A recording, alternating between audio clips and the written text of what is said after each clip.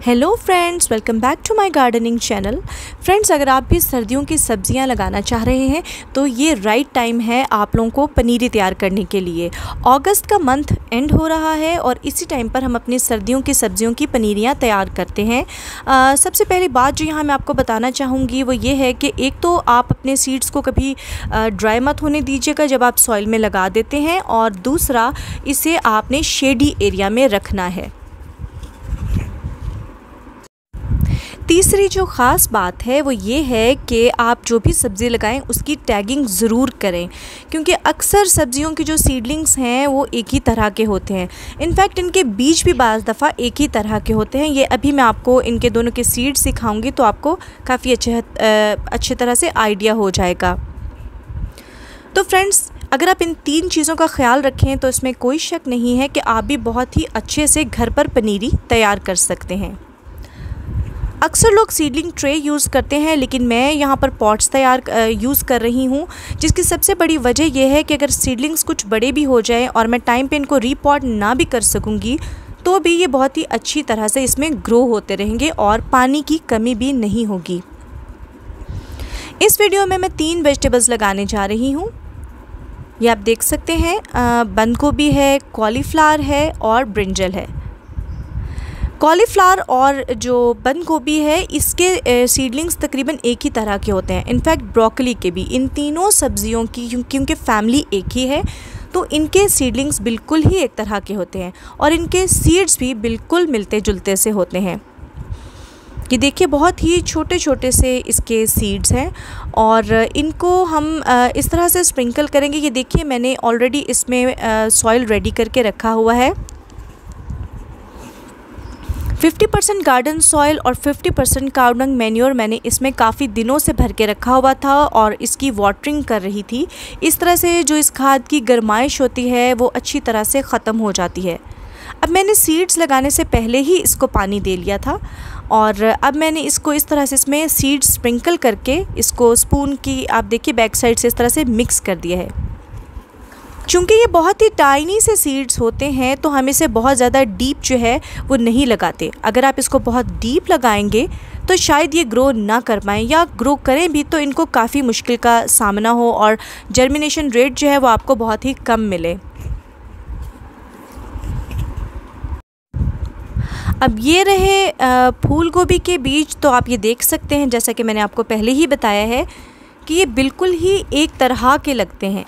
जब भी आप इनको यूज़ करें तो मेक श्योर करें कि अगर आप हाफ़ क्वांटिटी पैक में से यूज़ कर रहे हैं तो इसको इसी ही के पैक में वापस डालें, ताकि नेक्स्ट टाइम अगर आप इसको ग्रो करना चाहें तो आपको मुश्किल ना हो।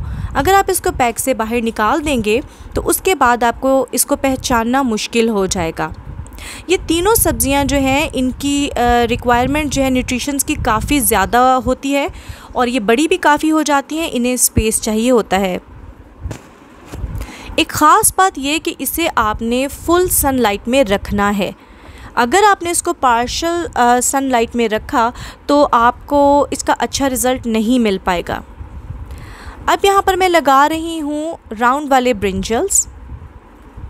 ये बहुत ही हार्डी प्लांट होता है, इसमें आपको ज़रा भी एफ़र्ट नहीं करना पड़ती और बस अगर आप इसको अच्छे से इसको नीम ऑयल का स्प्रे वगैरह करते रहें तो ये आपको तकरीबन 2 साल तक भी फ्रूटिंग देता है। वैसे तो 1 साल के बाद इसको निकाल देना बेहतर रहता है, क्योंकि जब आप नया प्लांट लगाते हैं तो आपको बड़े साइज़ का और अच्छा फ्रूट मिलता है, लेकिन जो प्लांट पुराना होता जाता है उसका फ्रूट जो है उसमें वो ना तो अच्छी तरह से बन पाता है और साइज़ भी उसका ख़राब होने लग जाता है।